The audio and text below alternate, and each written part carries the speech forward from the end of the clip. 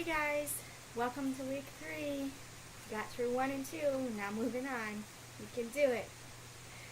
I hope everyone's had a great weekend. I know I missed that 3-day weekend that we had last week, but we got another one coming up in the next month, so we'll just keep on trucking until we get to that one, and then we'll go to spring break and, just keep thinking about days off. So I have looked at maybe 5 or 6 of the videos and 3 or 4 of the journal posts for this week that have been amazing. I can't wait to see the rest of yours go up tonight. I'm doing this video a little early because I'm trying to stay on top of things. But talking about things that have gone on this week, your videos, I love them. Was sitting in my room earlier watching these things and laughing and then after I laughed I got deep on stuff. So to talk a little bit about them, we had videos about Oprah, which was really interesting and different from what a lot of other people were doing. We had talking about gender roles and the way that they're perpetuated in retail environment. We had what makes a man in multiple ways, and weird questions gay couples get. That was a fun one. A lot of BuzzFeed videos, but BuzzFeed is good for a lot of stuff, amazingly, as far as academics go, not just wasting time. And then we had a really interesting one on Kumuhina, the idea of the mahu in Hawaiian culture. So just talking a little bit about those, let me go over some of them. So the first video was about Oprah, and I think this one was talking about Oprah as creating her own ideology. But as I was watching this, I was thinking too about Oprah as a woman, first off a woman, which is one of the points that this was Cherie's video, made Oprah as a woman, and on top of that as a colored woman, and the way that she perpetuated this ideology that women and colored people, so minorities in general, can do anything they want. And Cherie's, your approach on this was a little bit different than what I was thinking, so it was good. But then I also was thinking about the way that she perpetuates the idea of the American dream, which is something that I talk about when I teach English 200 in person. So the way that she says you can come from nothing and become something, and she just perpetuates this ideology through all that she's done and continues to do even though her talk show is no longer on.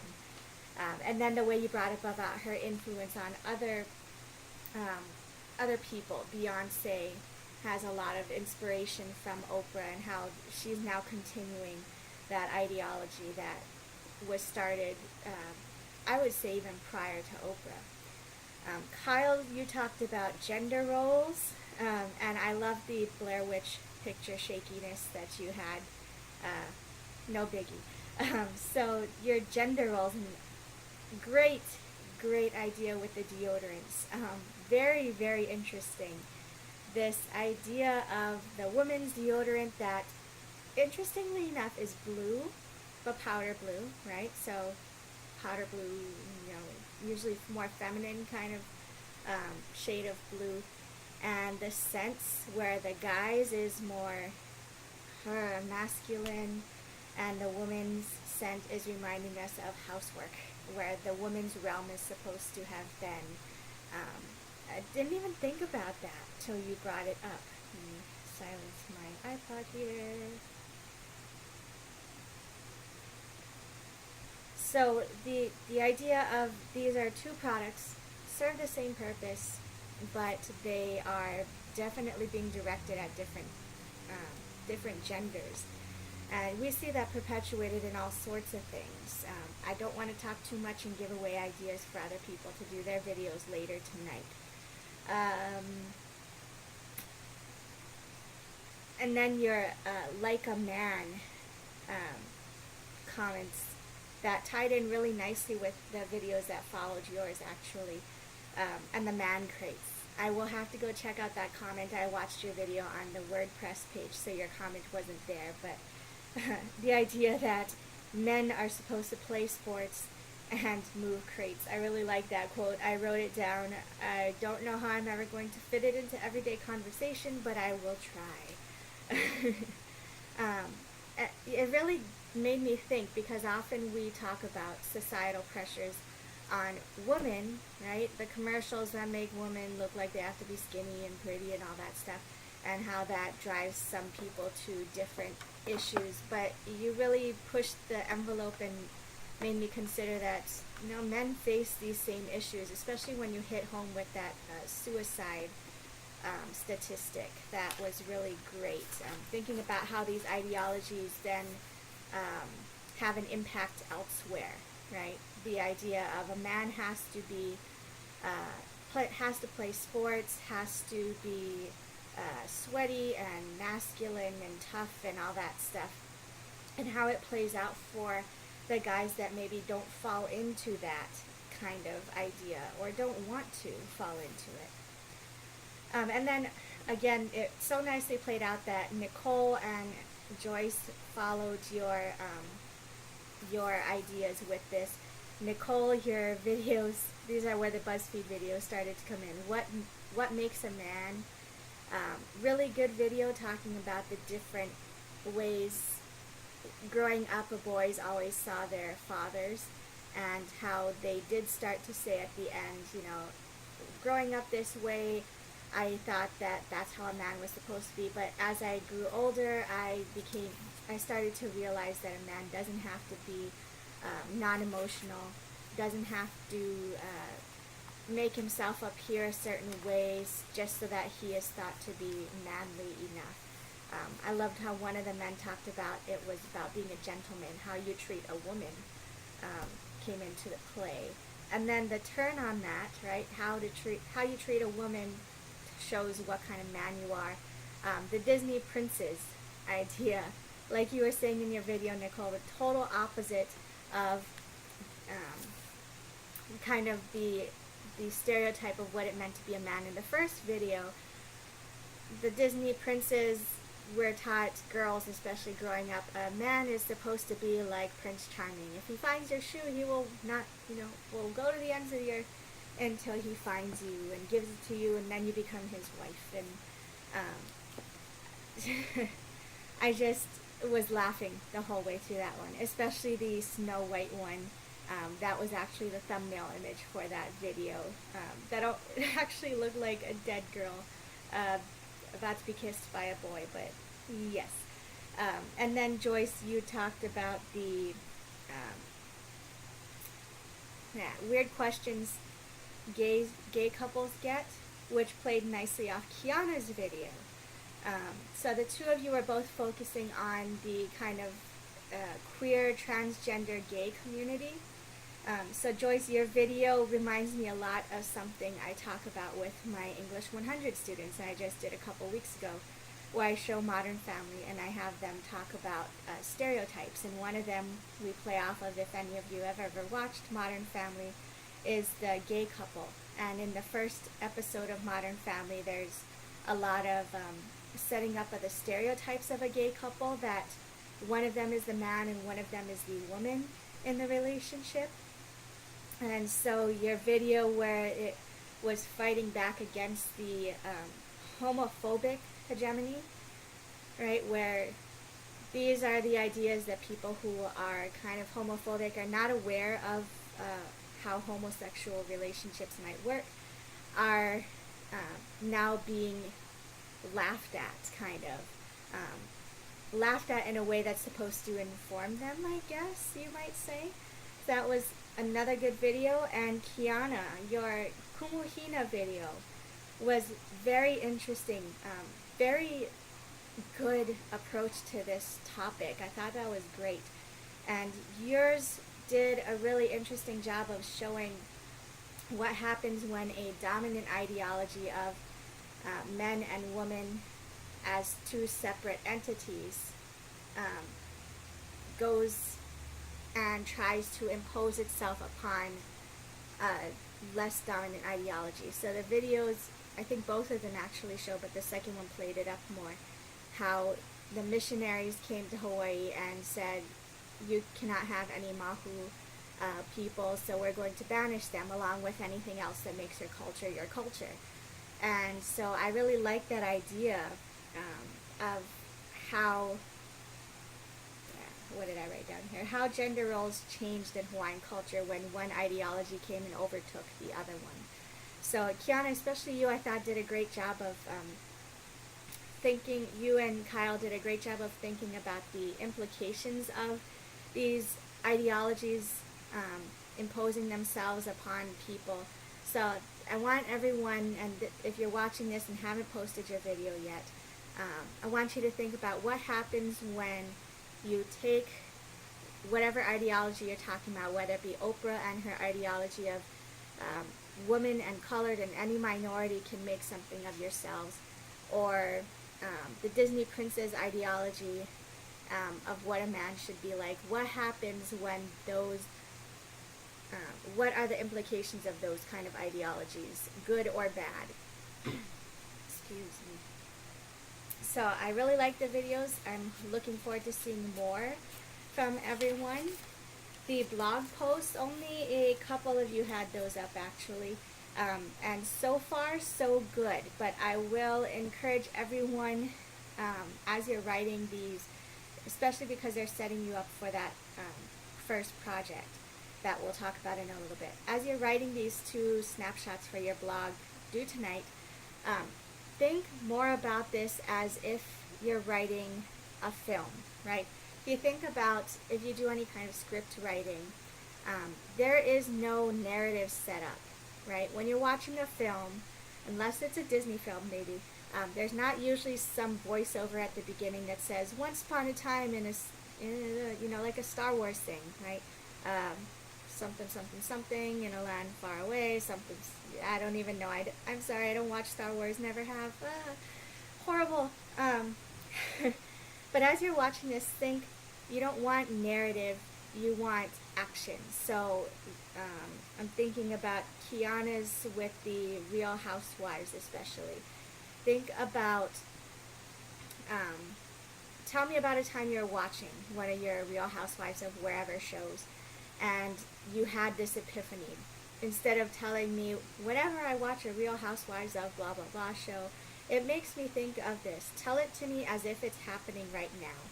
So even if you've never had a moment where it happened that way, this is why it's creative, and I don't know everything that's happened in your life. You can kind of make things up here. If you look at others, I think it was Sherry's about the phone, and where she has a dialogue at the end where she's screaming to herself, where is it, I can't find it, and I believe people were looking at her in her car, and then the action suddenly stops. So the same kind of thing, right? Just straight into what's going on, no setup, no nothing. Some dialogue, some action, some description, right? Get creative there, and then finish it and send us straight out. So I almost threw my notebook on the floor. Straight out of the action and end it, right? And we're going to be working on this again with your essays coming up this week and next week.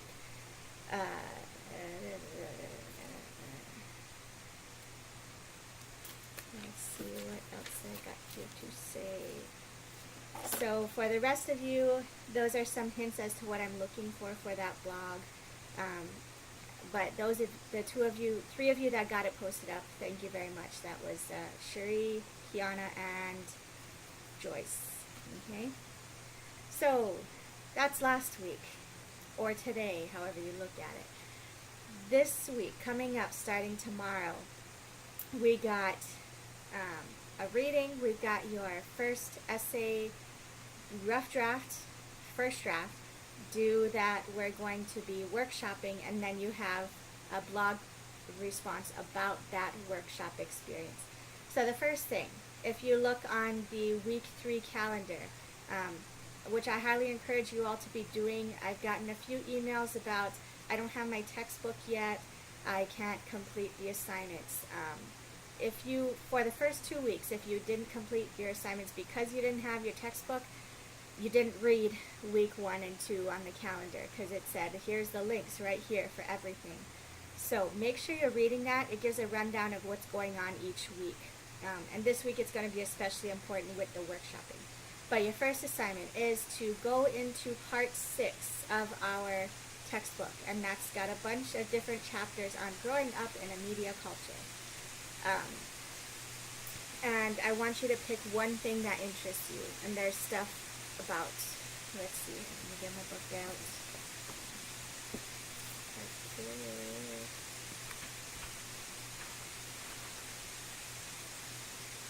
There's stuff about the future of childhood, La Princesa Plástica, Barbie dolls, okay? Video games, you play like a girl, so playing off some of the stuff that we worked on last week. Pick one of those readings, anyone from part 6, okay? And you're going to do your video response on that this week. So first thing you need to do is pick something and read it. Once you've done that, summarize your main points in your video. So you're going to post your video first, you summarize your main points, and then give me some kind of a response. Did you agree or disagree? Did you think that they over or under analyzed whatever it is they're going to be talking about? Any kind of response that you might have had to it. Did it make you think of something else that's been going on in your life right now, or has happened, or will happen, or anything like that? So summarize, give a response, and then give me an example of something, of what you saw them discussing in that piece. So tell me a story about a time that you experienced whatever it is they're talking about. Like the Barbie doll piece. Tell me about when you were little, if you played with Barbie dolls or not. Why or why not, and whatever else that they discuss in that piece that really draw out an idea in you. If you don't have an experience with something, with whatever it is you're reading, so like video games for me would not be a big thing because I didn't own anything except for a Game Boy until I was in college, I think. I got the Wii when I was in college. Then you can think of a story about someone you knew or know still who has video games that they share. I know all of my friends are into different games that I don't play. So you can think about that and talk about how would you see it as an example in someone else's life. Okay? And with that last part, you're going to want to think about kind of similarly to the way that you're writing these snapshot essays. So tell your personal story or your story of someone else in a similar manner. Okay? So that is your video post. Your workshop. That's the new thing that we're introducing this week. Your workshop is going to be a little different, of course, somehow you're used to doing it in face-to-face classes if you've done them before. We're going to be exchanging papers with one other person. So up on the week 3 calendar page, so again, make sure you read that, I am pairing you all up. And I'm kind of doing this semi-randomly. I'm going by who has been posting stuff online consistently because there's about maybe half to a quarter of the class that I haven't seen or heard from yet, and I will be reaching out to whoever you are sometime within the next week. So I will be looking at who has been posting consistently, and I will pair you up so that we don't have anyone who says I haven't heard from so-and-so. This is really important, you guys, that if if you've been posting your stuff, that you read this and you follow through, because if you don't get feedback from anyone, then it's going to be really hard to revise your essay at all. So go on week 3 calendar page, look at who you've been set up with. I'll provide the emails there as well. What you're going to do is, as soon as possible, preferably by tomorrow evening, tomorrow 5 o'clock, something like that, you will email this person your essay. Always include some kind of, hi, my name is blah, blah, blah. Not just, here's my essay. Read it. Okay, have some nice kind of introduction there. And then what the goal is that by Friday, 5 o'clock, you need to have emailed this person back their essay with your comments. And the way you're going to do these comments are through either Microsoft Word with the commenting function. And if you don't know how to do that, either look it up yourself or email me and ask, because I've used it before. Or if you want to make your life easier, you can take their essay, save a separate copy for yourself, and on that copy write your comments, type your comments in different color font, right? So it's easier to see. You could also do, I don't know what other kind of commenting functions, but this needs to be written. So you can even have a separate document where you write some feedback on there. However, you need to have two types of comments on this paper. You need to have marginal comments, so as you're reading along and you see a sentence that you're not quite sure about, I find this confusing, and why you find it confusing. So you'd write that along the side of the paper, hence in the margin becomes marginal comments. And on top of those, you need to also have a summarizing endnote. Maybe if you've heard of the sandwich method, I can't talk, do something like that, where you start off with, I really like this was great, focus on this for the revision, and another thing you thought was great. Or if you're someone who's just really good at making comments that are both constructive and kind, then you can write it in whatever order you want. To help you with those commenting kind of things, I'm having you read a piece by Straub this week that's going to talk about workshopping as a college adult, right? How to effectively workshop without the kind of feedback that makes us feel good for 2 seconds and then we go, wait, that wasn't helpful at all. You know, the whole, oh, I liked it, it was really good. And you're like, yes, I'm a great writer. Wait, what do I do? How do I revise this? So we don't want those kind of comments. We want really helpful, thoughtful comments that will give us something to work on. So read that. It will help you with knowing what to comment on and how. And then the other thing that you will have, I have a workshopping question worksheet that I plan to get up as well. And that will have 10 questions that will guide you through this workshopping process. I put emphasis on guide because you do not want this to be a question number 1. Here's my answer to that workshop question. Question number 2, here's my answer. That's not what you're doing with these. These are helpful questions to kind of hone you in on what you should be looking at, but not directly answering them in a number by number format. And helpful hint, these are the same questions I'll be looking at when I grade these essays in a couple weeks when they're due. Okay, so use those. Do make sure that you look at them at the very least. If you don't need them for the workshop because you have been told you're a great essay workshop person, then you don't have to use them. But if you're a person who gets stuck, do utilize that resource. And then once you've done your workshopping, your last assignment for the week will be your blog post. What I'm asking you to do for that is just talk about your workshopping experience this week. So reminder, your video and blog response are due Sunday midnight, but your essay workshopping feedback is due back to the person who owns the essay by Friday at 5, okay? Because this will give you enough time to be able to go back and do your blog response for the week. So on that blog response,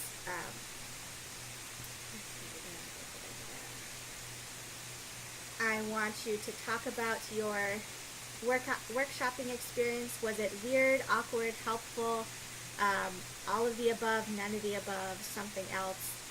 Did it help you have a better understanding of the assignment to see someone else's approach to the same essay? Okay.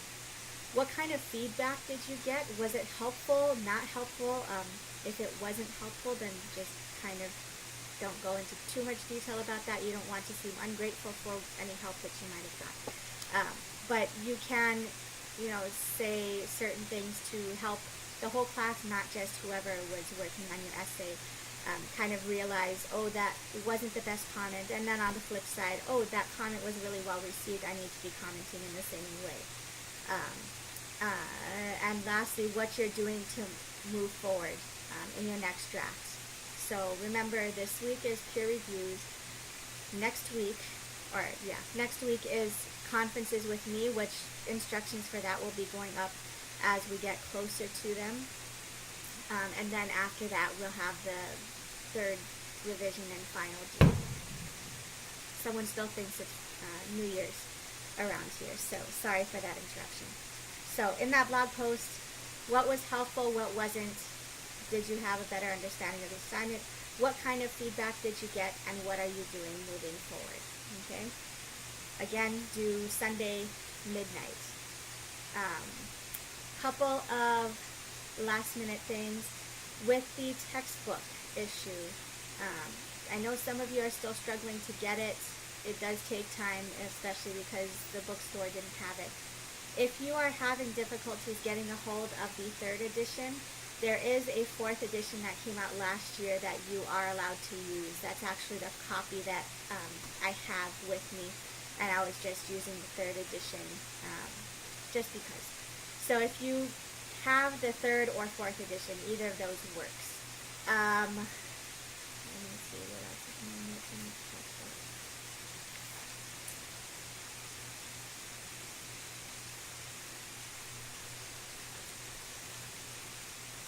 If you have any trouble with the workshopping this week, you're not getting response from your workshopping partner or anything like that, please do let me know as early as possible. So don't wait until Saturday midnight or Sunday at noon. If you don't hear back by Friday at 5, please let me know, as soon as possible, 5:05 or something like that. When you're doing your workshopping responses, I would say spend about 30 to 45 minutes at the minimum. You don't need to spend forever on them, but you need to spend long enough that you're giving helpful feedback. And I believe that is it. So I look forward to seeing the rest of your posts from this week. If you've been watching my videos but not posting for some reason, you will hear from me this week. Anything else, I will be glad to answer by email. So, hope you all have a great week. I'm really looking forward to this new aspect of the class we're working on with these workshops. And I will see you next week. Bye.